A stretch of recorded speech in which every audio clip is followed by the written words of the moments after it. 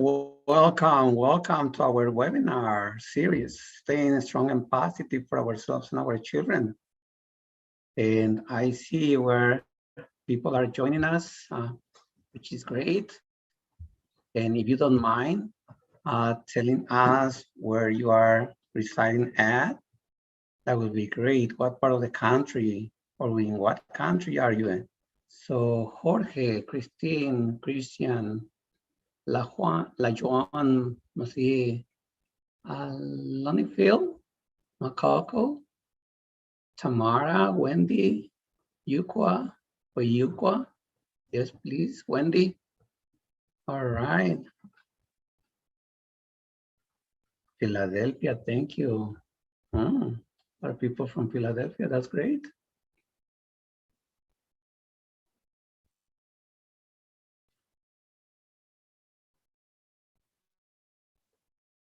Minnesota, that's great.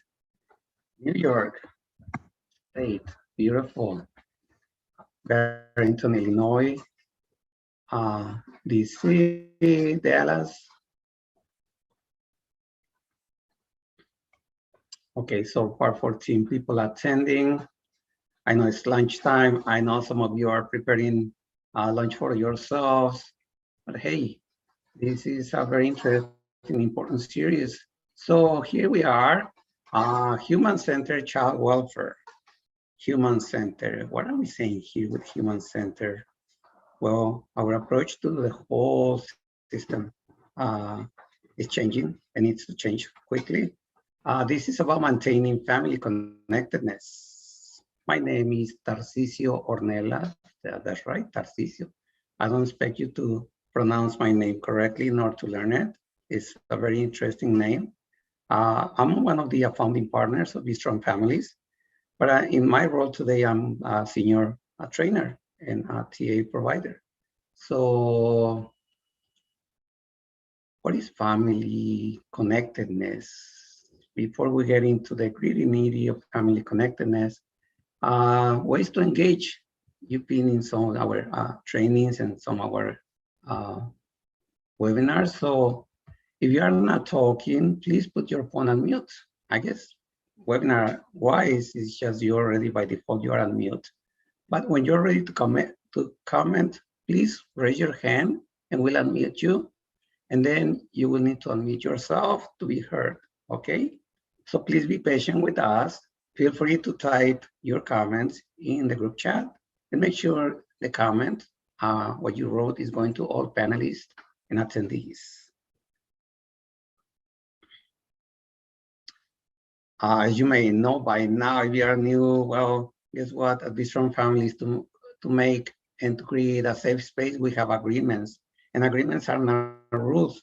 Yes, I see Adrian is already, that's great. They are not rules because rules are meant to be broken. And here are we all adults and professionals for the most part. So first agreement, speak from your own experience, use I statement. How important it is that you tell me your story, you tell us your story. That enriches the conversation by far, like nothing, like talking about someone else. Golden rule, treat other people the way you want to be treated. Not much to say about this, right? Respect, not making judgments, not interrupting, etc. Full presence. Please, no multitasking. What are you saying? I cannot see you. And I know you are very busy people and you have your VIPs right there at home.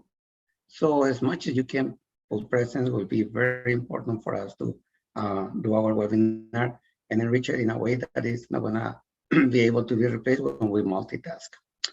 Last but not least, if you need a minute, take a minute, you know, just for whatever, as you share or you are hearing other people, please do that. Now, some of you already went ahead and say, I agree, I agree, I agree.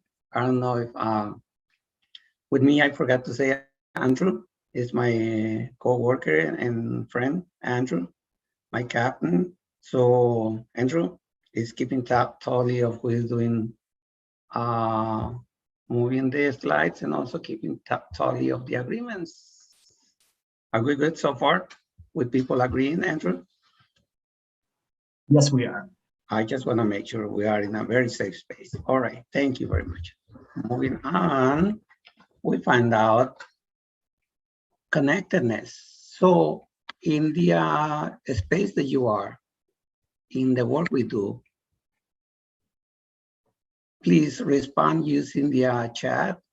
Who were you most connected to while growing up? Was this family? Was this okay, grandmother? Mi abuela? Thank you, Christian. Are there other people, maybe relatives, maybe other people in the neighborhood? Mother, grandmother, grandma and mama, okay, or mama, older sister, my mother. Let me tell you that I had connections with a neighbor. He was like the grandpa of everyone around there. He would deflate our soccer balls, but he will also give us candy. Okay, Hilda, siblings, mom and grandmother.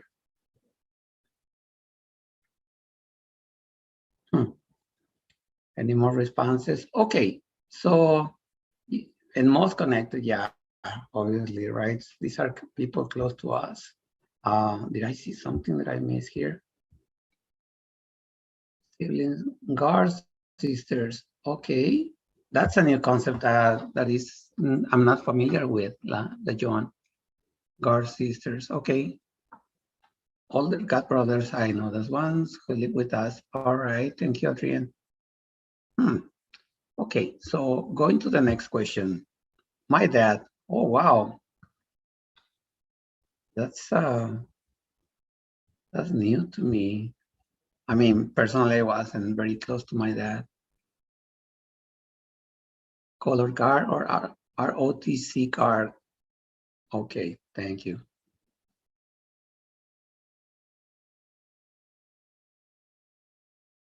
No, I was asking about the guard siblings or guard sisters. Yeah, might have been a misspelling. I don't know. That's a new concept for me.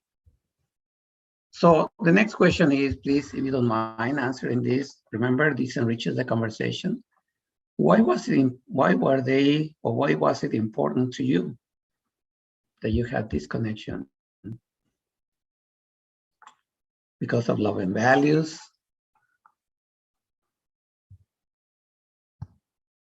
because she was amazing,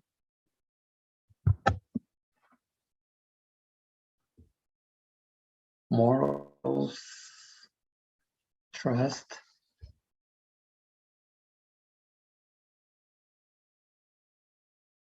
Any more responses? Why grandma, siblings, mother were okay, felt loved, safe and secure? Yes. Thank you, Gail. Parent-child-like attachment. Okay, Christian. Funding, support, and they helped. I'm slow reading, huh? And they'll help me build my faith by sharing theirs. Wow, always present and loved. They took the most time with me and told me new things, picked me up when I was down and provided security and safety. Wow, isn't that amazing? What a beautiful experience you had bonding with these people, very important because we grew up in the country. And while there weren't a lot of the other kids around, my siblings and I were able to do. Well, that's my case too, you know. Yeah, thank you, Andrew. Being born in a city, but in a part of the city where most of it was not developed yet. Yes, I had a brother, two sisters, and man, there was some good fights and some good fun too. Because it's okay to express love to each other. Yes, that's how important it is. Okay, Andrew, the next questions. How did that connection affect your development? And I think some of you already touched bases on this and responding this question. So let's see. Always felt more safe with that since childhood. All right. How did that impact your growing up? It's about a safe place so far. Mm-hmm.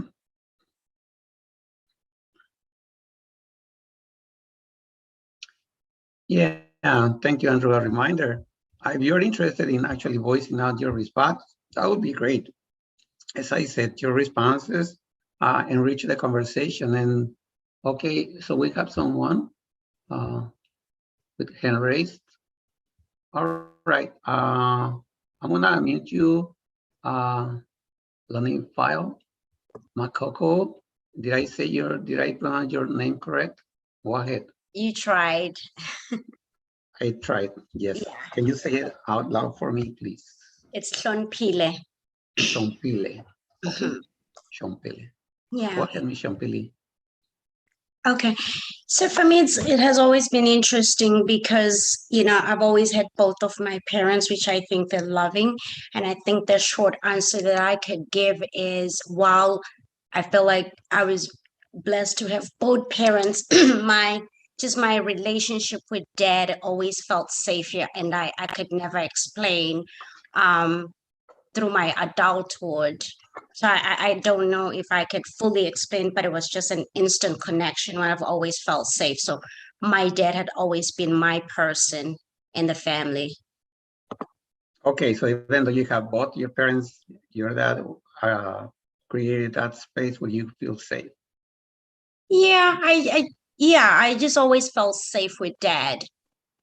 Okay. Even though my mom had always been present, she's still present. Unfortunately, I lost my dad a year ago. Oh. So I saw how that has affected me, because without having dad, it's been, still, it's trying to navigate what that life is without him, because there's always been, like, I feel like it was always been my emergency 911, if I can say that. Yeah, thank you for sharing. Yeah, I don't know if it's experience for most people here, even though I'm reading that. Thank you for sharing, Sean Philly. So thank you, Dee, for coming around. To be loving, felt strong and resilient because of they were great role models.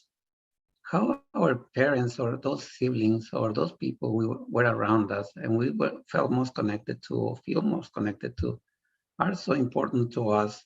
And this is what connectedness is all about, right? Those connections affected my development positively. Without those such secure connections, our brains do not develop the same, right? Okay, secure, Tamara, you seem to be a psychologist or something. Connections help us to trust and have confidence and healthy social emotional development and the freedom and ability to learn. So, right. Yes, that's what research shows, right? It gives us confidence. It gives us a different perspective of the world. A different perspective of humans in general, or yeah, in general. Maternal connection to me is important and vital. Seeing my mom overcome obstacles made me a woman of much wisdom. Jesus, don't I love these webinars? So much wisdom spoken and writing. I watched her and how she was with people, and now how loving and supportive she was. Beautiful. I know. You guys do a great job doing. Anyone else wants to raise their hand and expand a little bit more? I know writing kind of limits our sharing, and we have time. Not like, yeah, not like plenty, but we still have time for one more comment about these 3 questions. Is there anything here that makes you think like family connectedness, the human first approach to things, especially the work you do? Adrian, go ahead.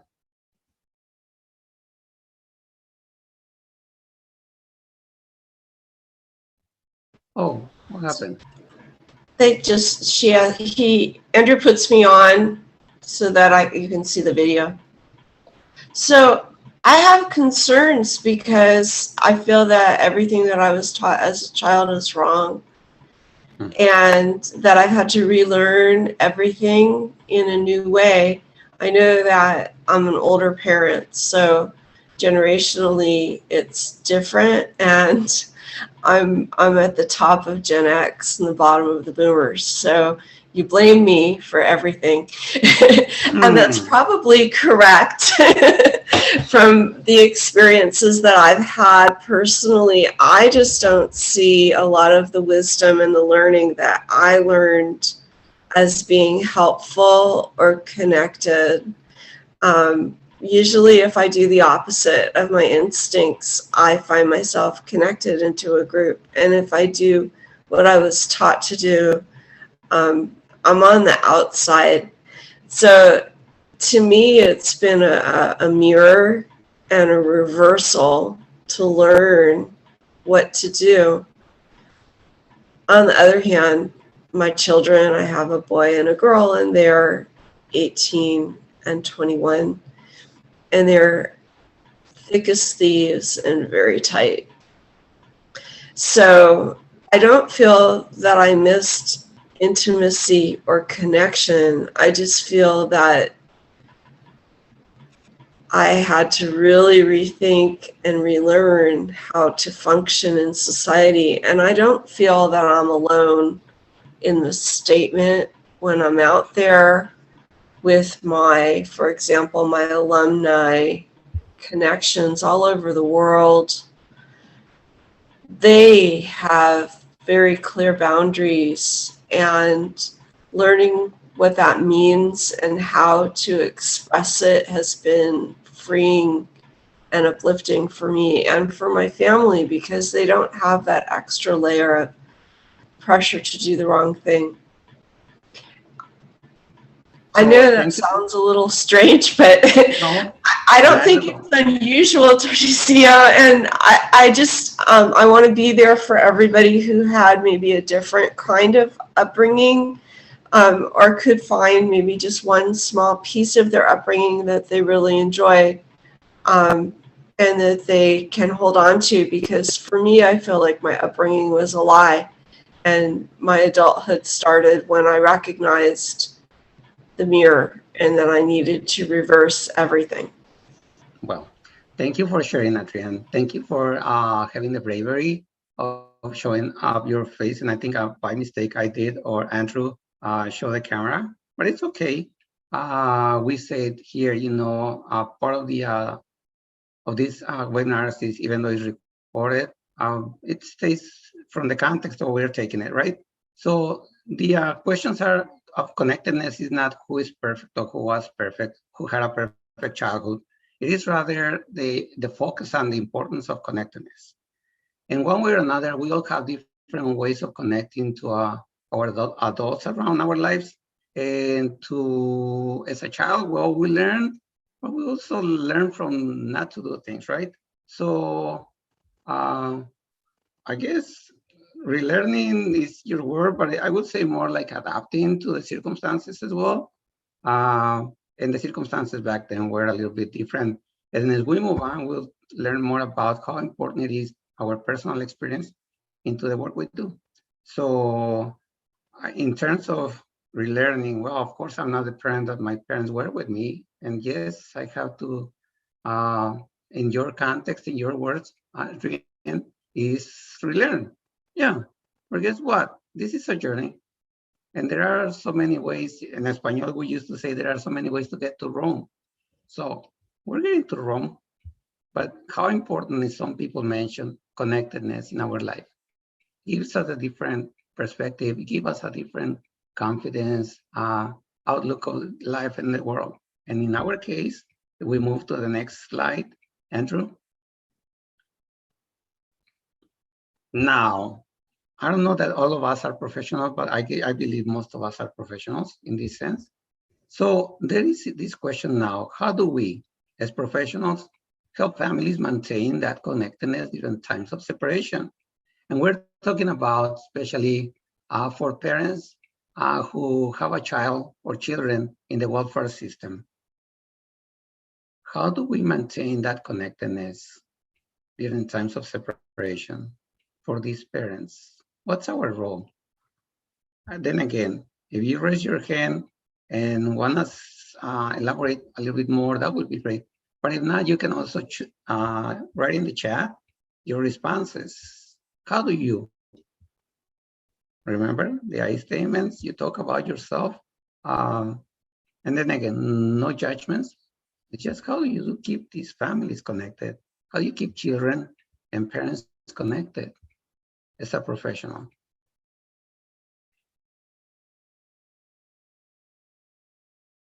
Thank you for the invitation, Andrew. If you raise your hand, we cannot meet you. You won't be showing you. Again, this was something that just happened to us. Being supportive, okay. Mediation. If I would like you, some of you can expand a little bit more, like how do you mediate? How are you supportive? You do something, okay, role modeling for them. Thank you. Thank you, Bev. Yeah, that's more specific. Okay. From the kids, often have only 1 hour to, yeah, that's right. They're always allowed to call or video the children. In addition to attending those visits with them, I have encouraged parents to send a written journal back and forth with their foster parents. Yeah, so making that mediation, making that communication between parents who assist those parents with children in the system, that's great.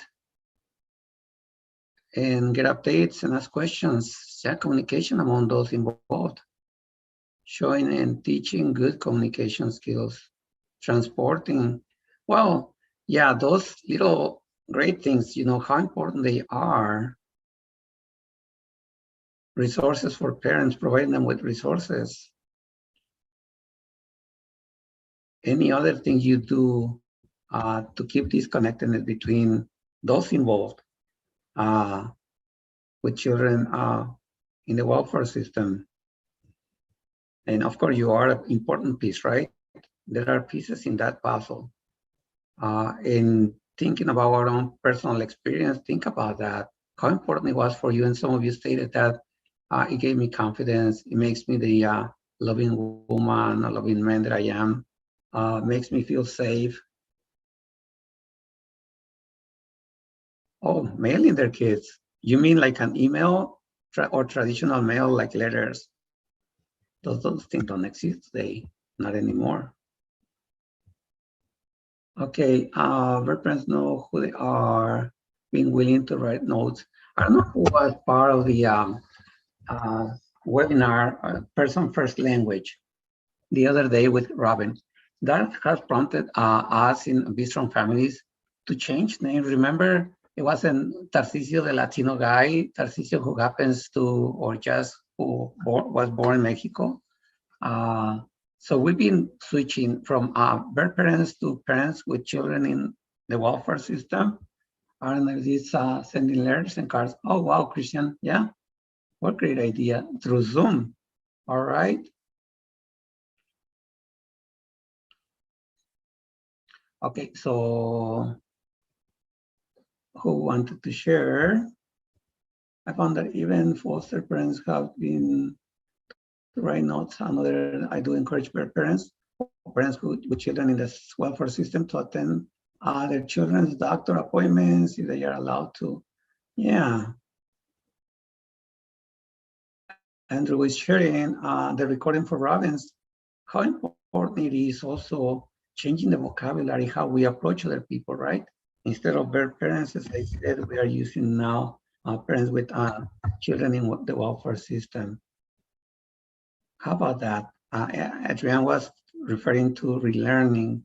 How it's about just changing route in my journey of parenting, assisting with visitations, all right? Any other ways, how you're going to your personal experience has changed your way of mediating, of connecting these families? Because you realize by now, if you're going to have your parents the way you had them, being connected, making you feel safe, how do these children feel about? How do the parents feel about this whole thing being separated? So just keeping those things in mind. Of course, we're not gonna elaborate a lot, although this is not part of the system that I have personal experience. Many of these ideas are similar to switches with divorced parents. Oh, wow. Thank you, Adrienne. That's another perspective. Yeah, think about it. I mean, I was talking to Andrew early in the morning, and we're talking about relationships in general. How many of these things can apply to just encouraging seeking mental health services to develop healthy relationships? So someone said, I remember who it was, role modeling. I think it was Bev, who said that, right? How do you role model? By just sharing part of your own experience with these parents, both, the parents being taking care of children with whose parents are in the system, welfare system, and how do we model, talk about our own health problems, and how we go for some health, mental health assistance when allow parents can have video calls with their children. So knowing this is so important, knowing and let parents know, parents with children in the welfare system, know their rights and how they can constantly apply for right. So if the system is not right, then maybe the system can relearn or change route in some things, how they do it, with the assistance of those parents assisting parents with children in the welfare system. All right. Wow, so much wisdom. This is amazing. I don't know if you are able to read all the responses in the chat. Ms. Williams, that was great. Positive things to do when they get together. Keep traditions. Fomenting, fostering traditions.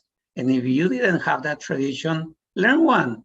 When I came to this country, I was exposed to Thanksgiving, and oh my God, do I love at least the original traditional way that I learned Thanksgiving, right? These were two families, they were both divorced, they both have children, and they got together that day. And I was like, wow, that was new to me, coming from Mexico, being so traditionalist. It was a blown away, but a beautiful experience. They know you know what they are feeling. Yes, talk about our own experiences. Yes, that's role modeling. As you role model for these parents, they might learn from you and role model for their own children. Yes, definitely. All right. So this is exactly what we want to do with this webinar, right? Just raise consciousness. We had that experience. Maybe we experienced divorce from our parents. How does it feel that our parents are, or we are separate from our parents, or separate from one of the parents through death, through I don't know, divorce, other things. Okay. So Bev says we have been trained in the Family Spirit program, and what an amazing training that is. We will be using this our program to help our community. Well, the spiritual part of it, and doesn't mean religion either. So, well, there is so much to say about this, and we only have, okay, Andrew, yes, we're ready to move on because we only have 3 minutes left. And again, this is an invitation. You are having an poll in your screen. Please help us with the poll. And at the same time, let me tell you, we continue our English webinars at 12 p.m.